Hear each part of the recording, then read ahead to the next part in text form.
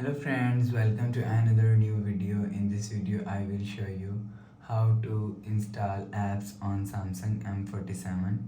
Let's start the video. First of all, go to app library, scroll down and click on Play Store app.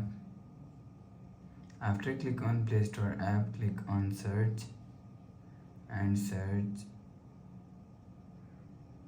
app.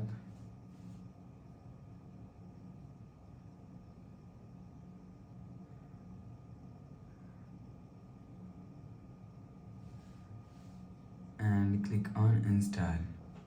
After click on install, you will see after installing app is showing on your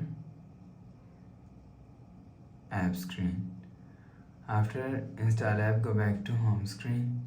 Please subscribe for more new latest videos. Thanks for watching.